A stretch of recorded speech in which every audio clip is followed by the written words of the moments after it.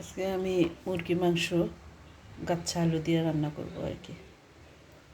এখানে হলুদ, মরিচ, ধনিয়া, জিরা, আদা, রসুন, লবণ আর গরম মশলা, আর এখানে পেঁয়াজ। তেলটা গরম হলে প্রথমে গরম মশলা দিয়ে আনি।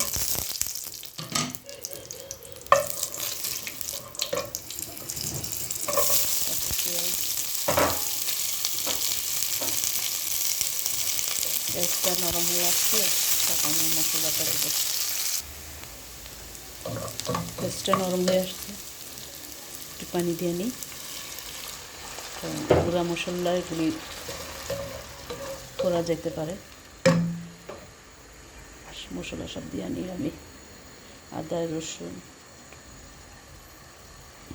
হলুদ, মরিচ, ধনিয়া, জিরা সব একসাথে দিয়ে নিচ্ছি। এখন আমি মশলাটাকে একটু কষাই নেব। মশলাটাকে কষিয়ে নিই এখন।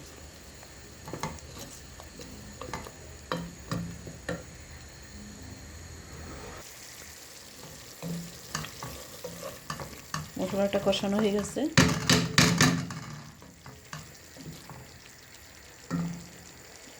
মুরগির মাংসটা একটু কষাই নিই আমি।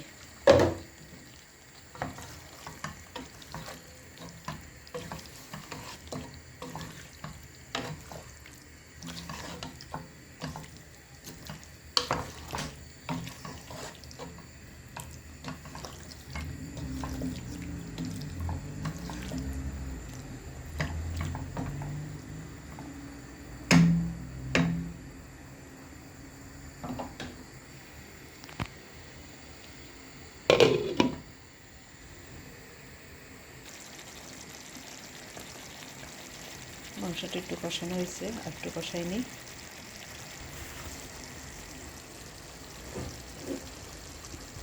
এবার আমি গাচ্ছা আলুগুলি দিয়ে মিক্স করে আবার কষাই নিই। আলুর সাথে গাচ্ছা আলু মাংসের সাথে মিক্স করে আবার কষাই। আলুর ভিতরে মশলাগুলি ঢুকবে আর কি।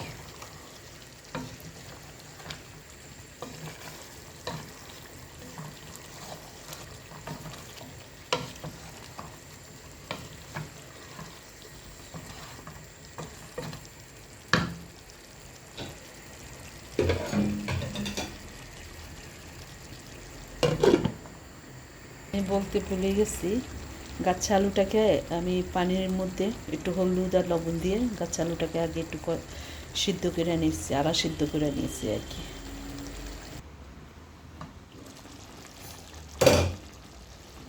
আমি এখন গরম জল দিয়ে নিতেছি।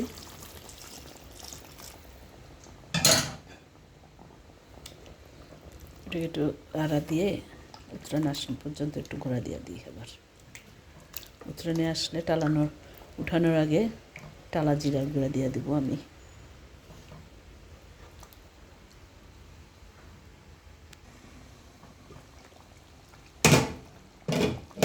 হয়ে গেল আমার গাচ্ছা আলু দিয়া মুরগির মাংস।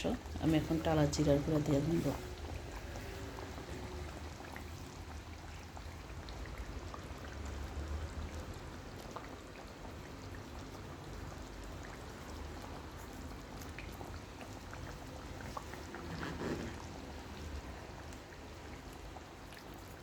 টালা জিরার গুঁড়া দিয়ে নিলাম।